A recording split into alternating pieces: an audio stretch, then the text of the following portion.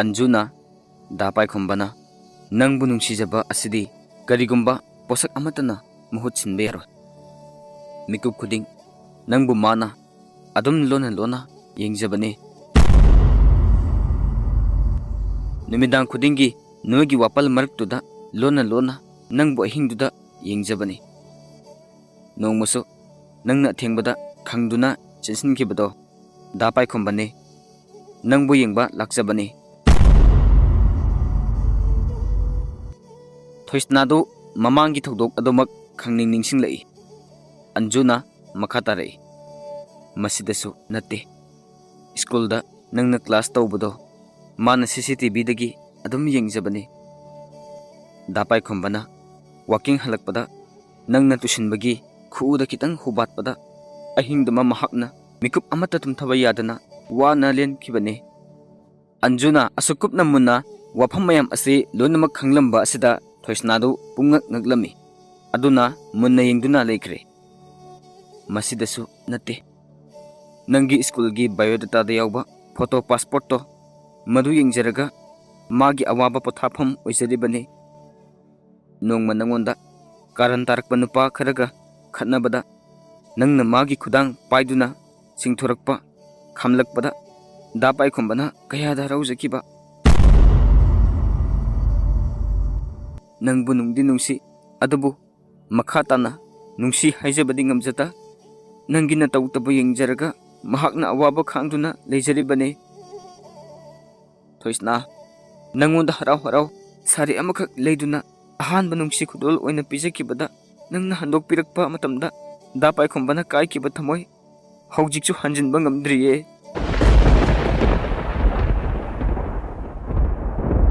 thoisnadu tapna hanglei Anju nangna hairiba mayamse loinamak chumi adubu asukupna nangna khanglam libase karamna no Anjudu wari lirambadagi tapna nungaitana sintharakpa mapi edu tethuklaga hairai nangi thokdok khudingmak dapai khombana aingonda nungtiigi message tharaktuna loinamak tamlami haukraba wari mayam asitaruraga thoisnadu mapi tapna sintharai mabu pai khombana kayagi matik nungsijaba asi khallubada magi thamoi ningamdabagi maina saklakle tuminna lukthaduna kappa horai ngasi makthokliba thodok asisu nahaki haktaki ni thoisna nangna paikhombaga khara naksindarakpagi mami urakpada kalak khambanbana mabukta hu phumduna dadabu asibugam phibam ase uhenkibane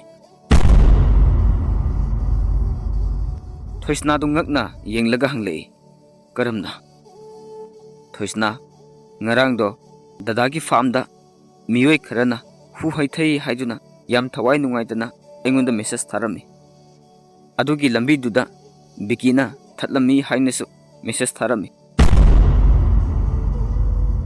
adudagi pau adum phauruktri aina pakhatuna ngasai mafam aduda lakpada asumna lerambane masida sunate nangi nasul na pili libusu bikina nanga naksinaba yanabani haiduna lagtuna duna hatok pikibane asi haiduna magi phone adu pislei bikina sinba plan pumba photo oina video oina yauramba adu yengle thoisna adu bikibu aduki matik mabukta waraurai kaisumara leijataba miyoi amabu asumna hekta khut thaba hatokpasi mahakna sukya yade yamna phattaba misak amani khangladuna mai hauba makai saurei Anjuna phone adu amuk satlauraga maga paikhombaga thanaba message paikhombana thoisnagi wari pumbalirakpa message adu amuk mathang yenghali thoisnadu mamitagi mapi lepaleita sintharai mabu asuk yamna nungsiba miyoi amabu mana yamna lana uruduna inthokluba mayam asikhallaga mahakpena kappa horai Anjuna yamna ingna tapna amuk hairai thoisna nangna soeba lana khali haibase ai khangi aduba mikupsida ai sengdokke aigisu nungsinaba misak leijaye dapai khombase aigi hek pokminaba ibungni haina khanjaribane ngasi mak hospital asida dapai khomba bukupna yengsinbiriba Dr. Milan se aigi boyfriend ne Anjuna mapi ra chelaga haire aina ꯑꯩꯒꯤ ꯗꯥ ꯃꯤꯂꯟꯒꯤ ꯃꯐꯝꯗꯒꯤ ꯑꯩꯕꯨ ꯅꯨꯡꯁꯤꯕꯒꯤ ꯈꯨꯗꯣꯜ ꯑꯣꯏꯅ ꯗꯥ ꯄꯥꯏꯈꯣꯝꯕꯕꯨ ꯇꯦꯛꯇ ꯀꯥꯏꯗꯅ ꯁꯤꯟꯅꯕꯤꯌꯨ ꯍꯥꯏꯅ ꯅꯤꯖꯔꯤꯕꯅꯤ꯫ ꯑꯩꯁꯨ ꯑꯩꯒꯤ ꯗꯥ ꯃꯤꯂꯟꯅ ꯌꯥꯝꯅ ꯅꯨꯡꯁꯤꯕꯤ, ꯑꯩꯒꯤꯗꯃꯛ ꯌꯥꯝꯅ ꯀꯦꯌꯔꯁꯨ ꯂꯧꯕꯤ꯫ ꯑꯗꯨꯕꯨ ꯑꯩꯉꯣꯟꯗ ꯗꯥ ꯃꯤꯂꯟꯅ ꯅꯨꯡꯁꯤꯕꯤꯔꯤꯕ ꯑꯁꯤꯗꯒꯤ ꯗꯥ ꯄꯥꯏꯈꯣꯝꯕꯅ ꯅꯪꯕꯨ ꯅꯨꯡꯁꯤꯕꯁꯤꯅ ꯁꯔꯨꯛ ꯂꯤꯁꯤꯡ ꯂꯤꯁꯤꯡ ꯍꯦꯜꯂꯦ꯫ ꯊꯣꯏꯁꯅꯥ, ꯅꯪꯗꯤ ꯂꯥꯏꯕꯛ ꯐꯕꯤꯅꯦ꯫ ꯅꯪꯕꯨ ꯑꯁꯨꯛ ꯅꯨꯡꯁꯤꯖꯕ ꯃꯤꯁꯛ ꯑꯃꯕꯨ ꯅꯪꯅ ꯏꯟꯊꯣꯛꯂꯒ ꯊꯝꯕ ꯍꯥꯏꯕꯁꯦ ꯅꯍꯥꯛꯀꯤ ꯃꯥꯡꯖꯕꯅꯦ꯫ ꯊꯣꯏꯁꯅꯥꯗꯨ ꯈꯜꯂꯨꯔꯒ ꯃꯄꯤ ꯁꯨꯛꯂꯦꯞ ꯂꯦꯞꯄꯨ ꯍꯥꯏꯕ ꯌꯥꯈꯤꯗ꯭ꯔꯦ꯫ ꯑꯗꯨꯝ ꯀꯞꯇꯨꯅ ꯂꯩꯈ꯭ꯔꯦ꯫ ꯅꯤꯡꯉꯝꯗꯕꯒꯤ ꯃꯩꯅ ꯊꯃꯣꯏ ꯄ꯭ꯔꯣꯛ ꯄ꯭ꯔꯣꯛ ꯆꯥꯛꯂꯛꯂꯝꯃꯤ꯫ ꯐꯝꯂꯝꯕꯗꯒꯤ ꯐꯨꯛ ꯍꯧꯒꯠꯇꯨꯅ ꯃꯄꯤ ꯇꯩꯊꯣꯛꯅ ꯆꯦꯟꯁꯤꯟꯈ꯭ꯔꯦ꯫ ꯑꯟꯖꯨꯁꯨ ꯅꯨꯡꯉꯥꯏꯇꯅ ꯇꯨꯃꯤꯟ ꯌꯦꯡꯗꯨꯅ ꯂꯩꯍꯧꯔꯤ꯫ ꯊꯣꯏꯁꯅꯥꯗꯨ ꯀꯞꯅ ꯀꯞꯅ ꯆꯪꯂꯛꯇꯨꯅ ꯉꯁꯥꯏ ꯃꯥꯅ ꯌꯦꯡꯖꯈꯤꯕ ꯊꯣꯡꯒꯤ ꯃꯊꯛꯇ ꯒ꯭ꯂꯥꯁꯅ ꯈꯥꯔꯤꯕ ꯑꯗꯨꯗ ꯃꯨꯟꯅ ꯌꯦꯡꯗꯨꯅ ꯂꯩ꯫ ꯃꯕꯨꯛꯇꯁꯨ ꯈꯟꯖꯔꯤ, ꯗꯥꯕꯨꯡ, ꯑꯩꯕꯨ ꯈ꯭ꯋꯥꯏꯗꯒꯤ ꯅꯨꯡꯁꯤꯕꯤꯕ ꯃꯤꯁꯛꯁꯦ ꯅꯍꯥꯛꯅꯤꯀꯣ꯫ ꯊꯃꯣꯏ ꯁꯦꯡꯅ ꯅꯨꯡꯁꯤꯖꯕ ꯑꯣꯏꯕꯒꯤ ꯉꯁꯤꯒꯤ ꯗꯁꯥ ꯑꯁꯤ ꯇꯥꯔꯤꯕꯅꯤ꯫ ꯍꯟꯗꯛꯇꯤ ꯑꯩꯅ ꯅꯪꯕꯨ ꯁꯨꯛꯊꯥ ꯊꯥꯗꯣꯛꯑꯔꯣꯏꯌꯦ꯫ ꯅꯪꯒꯤ ꯅꯨꯡꯁꯤ ꯃꯤꯠꯌꯦꯡ ꯃꯈꯥꯗ ꯃꯇꯝ ꯆꯨꯞꯄꯒꯤ ꯑꯣꯏꯅ ꯍꯤꯡꯅꯕ ꯑꯩ ꯍꯣꯠꯅꯖꯔꯒꯦ꯫ ꯂꯩꯀꯥꯏꯒꯤ ꯅꯁꯜ ꯑꯃꯒꯨꯝ ꯈꯜꯂꯅꯤ ꯍꯥꯏꯈꯤꯕꯗꯣ ꯑꯩ ꯏꯁꯥꯅ ꯌꯥꯗ꯭ꯔꯦ ꯗꯥꯕꯨꯡ꯫ ꯑꯩꯕꯨ ꯂꯩꯀꯥꯏꯒꯤ ꯅꯁꯜꯅꯤ ꯍꯥꯏꯅ ꯈꯟꯕꯤꯔꯅꯨ ꯗꯥꯕꯨꯡ꯫ ꯑꯩꯕꯨ ꯅꯪꯒꯤ ꯊꯃꯣꯏꯒꯤ ꯑꯁꯦꯡꯕ ꯅꯨꯡꯁꯤꯕ ꯑꯃ ꯑꯣꯏꯅ ꯑꯗꯨꯝ ꯈꯟꯕꯤꯔꯣ ꯗꯥꯕꯨꯡ꯫ ꯊꯣꯏꯁꯅꯥꯅ ꯀꯞꯇꯨꯅ ꯂꯩꯕ ꯑꯗꯨꯗ ꯇꯨꯡꯗꯒꯤ ꯃꯤꯂꯟꯅ ꯍꯥꯏꯔꯛꯏ, ꯑꯦꯛꯁꯀ꯭ꯌꯨꯁ ꯃꯤ꯫ ꯊꯣꯏꯁꯅꯥꯗꯨ ꯃꯃꯥꯏ ꯇꯞꯅ ꯂꯩꯊꯣꯔꯛꯏ꯫ ꯃꯤꯂꯟ ꯌꯥꯝꯅ ꯂꯦꯝꯅ, ꯈꯤꯇ ꯍꯟꯗꯣꯛꯄꯤꯌꯨꯕ, ꯁ꯭ꯋꯥꯏꯁꯦ ꯑꯅꯥꯕꯒꯤꯅꯤ, ꯑꯁ꯭ꯋꯥꯏꯗ ꯂꯦꯞꯄꯤꯌꯨ꯫ ꯊꯣꯏꯁꯅꯥꯗꯨ ꯃꯄꯤ ꯇꯩꯊꯣꯛꯂꯒ ꯈꯤꯇꯪ ꯊꯣꯛꯂꯛꯏ꯫ ꯉꯥꯟꯕꯤꯁꯨ ꯇꯨꯃꯤꯟꯅ ꯍꯣꯏꯅꯤ ꯃꯥꯏꯅꯤ ꯍꯥꯏꯗꯕꯤ ꯃꯪꯂꯒ ꯐꯝꯗꯨꯅ ꯂꯩꯔꯤ꯫ ꯃꯤꯂꯟꯁꯨ ꯑꯁꯨꯝꯅ ꯍꯥꯏꯔꯝꯂꯒ ꯆꯪꯈꯤꯒꯦ ꯇꯧꯏ꯫ ꯑꯗꯨꯕꯨ ꯇꯨꯡꯗꯒꯤ ꯑꯟꯖꯨꯅ ꯀꯧꯔꯛꯏ, ꯗꯥꯇꯣꯟ꯫ ꯃꯤꯂꯟꯅ ꯌꯦꯡꯂꯛꯄꯗ ꯑꯟꯖꯨ ꯂꯦꯞꯂꯝꯕ ꯑꯗꯨꯗ ꯅꯨꯡꯁꯤꯅ ꯈꯤꯇꯪ ꯅꯣꯛꯂꯛꯏ꯫ ꯑꯟꯖꯨꯁꯨ ꯃꯅꯥꯛꯇ ꯊꯨꯅ ꯆꯪꯂꯛꯂꯒ ꯇꯞꯅ ꯍꯪꯂꯛꯏ, ꯗꯥꯇꯣꯟ, ꯗꯗꯥꯒꯤ ꯐꯤꯕꯝꯁꯦ ꯀꯝꯗꯧꯔꯒꯦ? ꯃꯤꯂꯟꯗꯨ ꯈꯤꯇꯪ ꯃꯛꯁꯤꯜꯂꯒ ꯈꯨꯝꯂꯛꯏ, ꯑꯕꯦ, ꯃꯥꯁꯦ ꯍꯧꯖꯤꯛ ꯒ꯭ꯌꯥꯟ ꯂꯥꯛꯇ꯭ꯔꯤꯌꯦ꯫ ꯑꯗꯨꯕꯨ ꯑꯩꯁꯨ ꯀꯟꯅ ꯍꯣꯠꯅꯔꯤꯌꯦ ꯑꯩꯒꯤ ꯑꯉꯝꯕ ꯊꯥꯛꯇ꯫ ꯑꯟꯖꯨ ꯃꯄꯤ ꯏꯔꯥ ꯆꯦꯜꯂꯒ ꯃꯤꯂꯟꯗ ꯌꯦꯡꯂꯒ ꯍꯥꯏꯔꯛꯏ, ꯗꯥꯇꯣꯟ, ꯗꯗꯥꯁꯦ ꯑꯩꯕꯨ ꯃꯆꯜꯅꯤ ꯍꯥꯏꯅ ꯂꯨꯅ ꯈꯟꯕꯤꯕꯅꯤ꯫ ꯑꯩꯒꯤ ꯏꯐꯝꯗ ꯗꯗꯥꯕꯨ ꯁꯤꯟꯅꯕꯤꯌꯨ ꯗꯥꯇꯣꯟ꯫ ꯃꯤꯂꯟꯅ ꯑꯟꯖꯨꯒꯤ ꯃꯄꯤ ꯑꯗꯨ ꯇꯩꯊꯣꯛꯄꯤꯔꯗꯨꯅ ꯍꯥꯏꯔꯛꯏ, ꯑꯕꯦ, ꯑꯩ ꯂꯩꯔꯤꯁꯤꯗꯤ, ꯃꯥꯕꯨ ꯀꯩꯁꯨ ꯇꯧꯍꯜꯂꯣꯏ, ꯑꯩꯅ ꯁꯣꯏꯗꯅ ꯁꯤꯟꯅꯒꯅꯤ꯫ ꯊꯣꯏꯁꯅꯥꯗꯨ ꯃꯤꯂꯟꯅ ꯑꯟꯖꯨꯒꯤ ꯃꯄꯤ ꯇꯩꯊꯣꯛꯄꯤꯔꯛꯄ ꯑꯗꯨ ꯎꯖꯕꯗ ꯃꯥꯒꯤ ꯊꯃꯣꯏꯗ ꯀꯔꯤꯒꯨꯝꯕ ꯋꯥꯈꯜ ꯑꯃ ꯂꯥꯛꯂꯝꯃꯤ꯫ ꯐꯠ ꯍꯥꯏꯔꯛꯏ, ꯑꯟꯖꯨ, ꯑꯩ ꯗꯥꯕꯨꯡꯒ ꯑꯝꯇ ꯎꯅꯍꯟꯕꯤꯌꯨꯕ꯫ ꯉꯥꯟꯕꯤꯁꯨ ꯐꯨꯛ ꯍꯧꯒꯠꯂꯒ ꯌꯥꯝꯅ ꯂꯥꯡꯇꯛꯅꯅ, ꯏꯆꯥꯕꯨ ꯑꯃꯨꯛꯇ ꯎꯅꯍꯟꯕꯤꯌꯨꯕ꯫ ꯑꯟꯖꯨꯁꯨ ꯊꯣꯏꯁꯅꯥꯒꯤ ꯑꯃꯗꯤ ꯃꯃꯥꯒꯤ ꯃꯇꯧꯗꯨ ꯃꯥꯁꯨ ꯅꯨꯡꯉꯥꯏꯇ꯭ꯔꯤꯕꯅꯤ꯫ ꯑꯗꯨꯅ ꯃꯤꯂꯟꯗ ꯑꯣꯟꯁꯤꯜꯂꯒ ꯍꯥꯏꯔꯛꯏ, ꯗꯥꯇꯣꯟ, ꯃꯥꯁꯤꯅꯤ ꯑꯩꯒꯤ ꯗꯗꯥꯒꯤ ꯏꯅꯝꯃ ꯑꯣꯏꯗꯣꯏꯗꯣ, ꯑꯗꯨꯒ ꯃꯥꯅ ꯏꯃꯥꯅꯤ꯫ ꯄꯥꯎ ꯑꯁꯤ ꯇꯥꯕꯗ ꯅꯨꯡꯉꯥꯏꯖꯗꯕ ꯐꯥꯎꯖꯗꯨꯅ ꯀꯞꯂꯤꯕꯅꯤ꯫ ꯗꯗꯥꯒ ꯑꯃꯨꯛꯇ ꯗꯥꯇꯣꯟꯅ ꯎꯅꯍꯟꯕꯤꯌꯨꯕ꯫ ꯃꯤꯂꯟꯗꯨ ꯊꯣꯏꯁꯅꯥꯗ ꯌꯦꯡꯂꯛꯏ꯫ ꯊꯣꯏꯁꯅꯥꯗꯨ ꯃꯥꯒꯤ ꯃꯈꯨꯠ ꯑꯅꯤꯗꯨ ꯂꯣꯟꯅꯔꯒ ꯍꯥꯏꯔꯛꯏ, ꯗꯣꯛꯇꯔ, ꯑꯩ ꯗꯥꯕꯨꯡꯕꯨ ꯌꯥꯝꯅ ꯎꯅꯤꯡꯉꯤ, ꯗꯥꯕꯨꯡꯒ ꯑꯃꯨꯛꯇ ꯎꯅꯍꯟꯕꯤꯌꯨꯕ꯫ ꯃꯤꯂꯟꯗꯨ ꯇꯞꯅ ꯈꯨꯝꯂꯛꯏ, ꯏꯃꯥ, ꯍꯧꯖꯤꯛꯁꯦ ꯚꯤꯖꯤꯇꯤꯡ ꯃꯇꯝꯗꯤ ꯅꯠꯇꯦ꯫ ꯑꯗꯨꯕꯨ ꯑꯟꯖꯨꯒꯤ ꯈꯜꯂꯒ, ꯅꯈꯣꯏꯒꯤ ꯈꯜꯂꯒ ꯑꯩ ꯉꯥꯏꯍꯥꯛꯇꯤ ꯎꯅꯍꯜꯂꯒꯦ꯫ ꯑꯗꯣ ꯀꯨꯏꯕꯗꯤ ꯌꯥꯗꯦꯀꯣ, ꯑꯗꯨꯒ ꯑꯅꯤꯃꯛꯇꯤ ꯆꯪꯕ ꯌꯥꯔꯣꯏ, ꯀꯅꯥꯅꯣ ꯑꯃ ꯆꯪꯕꯤꯔꯣ꯫ ꯉꯥꯟꯕꯤꯗꯨ ꯃꯆꯥꯕꯨ ꯎꯅꯤꯡꯕꯅ ꯃꯍꯥꯛ ꯆꯪꯒꯦ ꯍꯥꯏꯅ ꯁꯠ ꯈꯨꯝꯂꯛꯏ꯫ ꯊꯣꯏꯁꯅꯥꯗꯨ ꯌꯥꯝꯅ ꯎꯅꯤꯡꯂꯕꯁꯨ ꯃꯃꯥꯒꯤ ꯋꯥꯐꯝ ꯑꯗꯨꯗ ꯎꯄꯥꯏ ꯂꯩꯇ꯭ꯔꯦ꯫ ꯑꯗꯨꯅ ꯇꯨꯃꯤꯟꯅ ꯂꯩꯈ꯭ꯔꯦ꯫ ꯉꯥꯟꯕꯤꯗꯨ ꯍꯔꯥꯎꯅ ꯆꯪꯒꯦ ꯍꯥꯏꯅ ꯈꯣꯡꯀꯥꯞ ꯑꯃ ꯑꯅꯤ ꯊꯥꯡꯕ ꯍꯧꯕꯒ ꯆꯞ ꯂꯦꯞꯄꯤ꯫ ꯋꯥꯈꯜꯗ ꯈꯪꯅꯤꯡ ꯅꯤꯡꯁꯤꯡꯂꯛꯏ, ꯉꯁꯥꯏ ꯑꯟꯖꯨꯅ ꯗꯗꯥꯒꯤ ꯏꯅꯝꯃꯅꯤ ꯍꯥꯏꯈꯤꯕꯗꯨ, ꯑꯗꯨꯒ ꯊꯣꯏꯁꯅꯥꯒꯤ ꯃꯥꯏꯊꯣꯡꯗ ꯎꯅꯤꯡꯕꯒꯤ ꯏꯈꯧ ꯂꯥꯡꯕ ꯁꯛꯇꯝ ꯑꯗꯨꯁꯨ ꯎꯔꯛꯏ꯫ ꯉꯥꯟꯕꯤꯗꯨ ꯉꯥꯏꯍꯥꯛ ꯈꯜꯂꯒ ꯃꯈꯣꯡ ꯑꯗꯨ ꯃꯅꯤꯡ ꯍꯜꯂꯛꯏ꯫ ꯊꯣꯏꯁꯅꯥꯅ ꯇꯞꯅ, ꯏꯟꯗꯣꯝꯆꯥ, ꯀꯩꯗꯧꯕ ꯌꯥꯎꯔꯒꯦ? ꯉꯥꯟꯕꯤꯅ ꯊꯣꯏꯁꯅꯥꯒꯤ ꯃꯀꯣꯛꯇ ꯅꯨꯡꯁꯤꯅ ꯅꯥꯟꯕꯤꯔꯒ ꯍꯥꯏꯔꯛꯏ, Likla, nangna aigi isagi wajaba mayam ase indomsa ngasigi mikup asida khangi. Aidi isani unaningba matamda unaba yai. Chatlo, nang oina unazaruro. Thoisna kitang haraujara'i aduga hoi haibagum mangaktu namla'i. Milandu paikhombabu senariba staff singduda Thoisnabu paikhombaga unahannaba yathang piraklami. Thoisnadu harauna sangla'i aduga paikhomba na hipliba bet adugi manakta tapna phamthara'i. Paikhomba yet thangba makut adu tapna magi makut masa aduna paisila'i. Aduga kitang thangatuna nungsina chupira'i. Mamit adu paikhomba maithongda yenglaga kapli sola'i. Dabung, ngasidi nangse yamna nungsiye. Nangna ihen nungsiye. Aibu lona yengi haibadai. Ay narakta phamlare.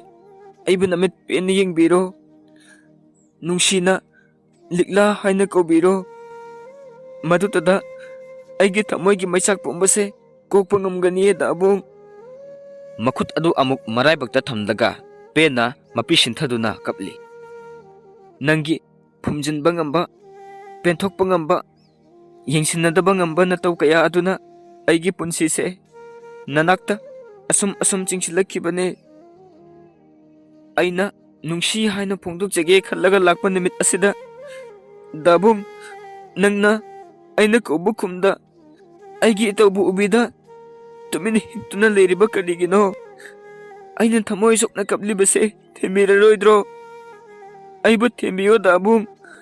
Ay nangi nungsi maisakse khangba ngamdre. Aibu thembiyo dabung. Tawriba mataw adu mapaldagi mamanganbina loina urami. Asumna asuk chamjarbi Liklaga magi masa asiga thamoida mari leneramgani haibasimadi khalludabani. Adubu masikhanglabada nganbidu awaba kokseraka nokphet tawrai. Hanadagisu mamau oizaba pambana amuka hena haraujara'i.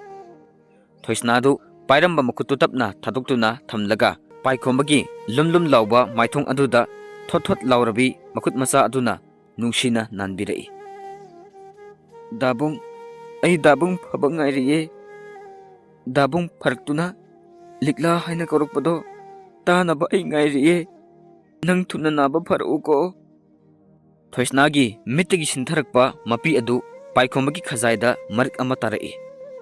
Thoisnagi makut aduna sat taithoktuna makutta paklakpa mapi adu yenglaga sola'i.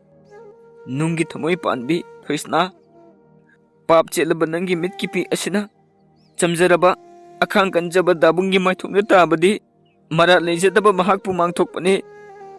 Nangdi aigi mitta adumak kangdana leigedabane. Thoisnadu mapi sinthana hanna yenglamdana khonglei thuna mapalda thola'i. Aduga machi amata leptuna kaplaga leiri. Magi mabukta bikibu yamthina warauba hora'i.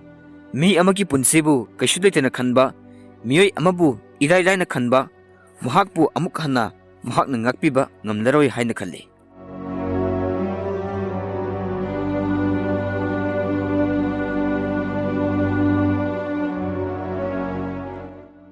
Thoibana hana DGP oirambana magi masa sokle tabada leibaki angam athau pumba mateng pangnaba mahi hospital lomda laknarami. Marol pumba hanglabada nganbidu asengba khangdabana khangdi asitamak hairami. Adubu kupna munna khanglaba Anju Milan amadi Thoisnadi paikhombana pharakpa ngairasi haina khanakre.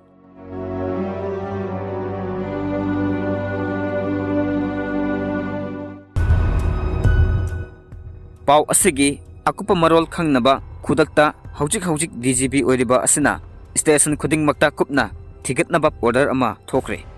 Pau asitabada bikidu makok paiba hori mana pangthokluriba thabak adu misak adu kanano karino haiba thidana pangthokibana mahak haujuk aduki matik matha sarami. Maga satminnaba sing adusu DGP gi order oibana haidura kadra haibagi chingnabasu phorukle. Thoibasu mikup khuding phone tawruktuna magi nupidagi akupa marol pumba laurami. Thoisnadu mayumda oirabasu kaptunata adum leikre. Anjuna makuta pek tawraba pochak adu pairakli. Thoisnaga famduna wari sari. Anju Kadaida Silubano. Aisida Nangi Nakta Lakpani, Tosna. Dabungi, Kai Paulerage. Aisumikup Kudingi, Magi Paudi, Lauribani. Anju the Wadi Hertabi, Manapura Pot do Pirei. Say, see Nangini. Kainusibo. Yengo, Handoga. Tosnado Hangdutuna Yengbada, Magi Mapamda, Paikombana, Pirakiba Sari Aduni. Mahak Munna Anjuda Mapi Ira Chelaga, Yenglay. Anjudu Ingna Kumlay. Madugi, Posakto. Dadana, Yamna Pamsana. Nangunda Pini, Haiduna, Lazakibani. Ay isamakta Paksabra Haina. Dadana, Salanduna Yenglaga. Harau Harau Lazakiba. Dadagi, Ahanba, Nungsi Kudolni. Nang na Mirai Birak Labada. Madugi Sanafam Kangdana. Layre Haiduna. Aigi Pamda, Masal Amagum Sinabirak Kibani. Nimituda, Dadagi Maitong the Takiba. Awaba Ado. Aina Ubada, Asukimatic Nungazakide. Dadana Pirakpa Adumak. Amata Kaidana. Aina Chikina, Tamzakibani. Adubutoisna. Dadana Lebibada. Pochakto. Nangini Haina, Tamkibani. Aigi Pamdasu. Adamak and Fam Kangana, Leigani. Toisnado Kalu Kaluraga. Mahak Mabuk Ning Shiba Asum Helaklami. Anjuna Makatari. Nangi Pukselbu. Aina Haujik Munna Kang Labamatung. Nangon Amukana, Sinabani. Aina ngasi, Nangi Napum the Wasakli. Nang Nabuya Birabadi, Dadaga, Nanga Shoidana, Aina Tungna Hangani. Toisnado Anjuda Chetna, Consulay. Aduga Pena Kaplay. Anju, Aida Bungima Funda, Yamna Lan Cre. Aida Bungbunung Si Anju. Anjudu Toisnagi, Paukumdu Tabada, Mabukning the Hangai Litana, Penjerami. Anju, Kolibadu Tapna, Tadok Kori. Inama Aigi Dadagi, Inamo Ibiuko. Aibu Nasal Magni can be uko. Ngasi, Nasal Nasinariba, Kudol Ase. Dadaga Inamaga, Nungshinabi Hanbo Unaba Nimituda, Satpiuko. Toisna, Mapi Loinamak Titok Laga, Momonok Laga Kumlay. Setke.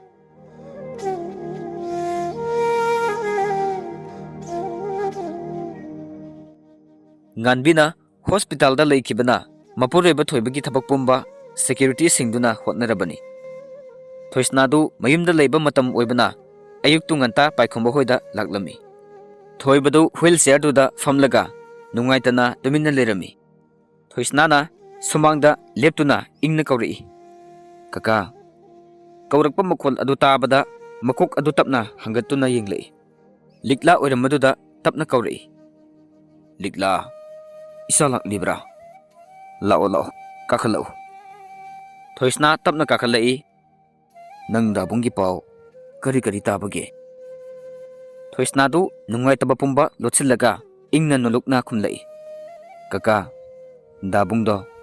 Hanandagi, Yamna Hina Pagatli Haye. Aisu Hospital da Satoini. Indom sa hoigi sak puraga. Sidahana kakagi awat apa hange haidana lakpani. Thoiba nungshina hairei. Ibema. Kakagi di kishuwati ye. Moy mayam leiribasina. Adum ngamna buhotne. Isa wana banida. Kaka. Ngasigi hidakti sabirabro. Ihe. Aidi kaubu kawin he. Kaka se. Isagi matana tawpom ga mata khangdrene. Asi haraga kitang nungai tabagi mapi ira chelei. Thoisnana themjilei. Kaka haujik da bungi thoina khansin birurano. Magidi aikoi mayam suleri basidi. Aikoina adum kan hotnariye. Yam thuna phagla aniye. Adugi saruk kaka hidak chaba matam naibiyo. Saba thakpa matam chang naibiyo. Thoiba mapi tethok hairei. Pare. Isa laingai sida kaka hidak to chahaurage. Thoisnana ising puraktuna thoibado saba yaba khara pizaraga hidak pizare aduga mahaksu hospital lomda amuk lakle. Thoibado thoisnana satkibadu munna yengduna lehawi. Thoisnagi ing laubi mong hazadabi matau asi uraga magi awaba asi khara makai kawkibugum tawi. Mabukta mabu masa mamu ama oiningbagi wakalon phaurai.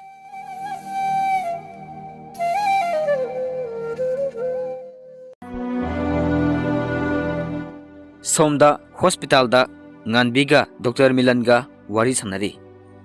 Ima marup pai khumbase hanundagidi yamna pakatli. Adubu magi se kokta khara sokibana kitangdi matam sangataba mali. Nganbi nungaitana kumlai. Ibungo doktor na aigi isabu phanaba amukti yengsinbiyuba. Aigi isase mathantani aikhoigidi numita yengmugum yengsedibane. Mana pumnamakni isase hanugum amukta mirolta biyuba. Phamungsida asiba amagum taaduna leibase. Masi uraga mama aigi thamoise hainingai leitana chaina phaujei ibungo.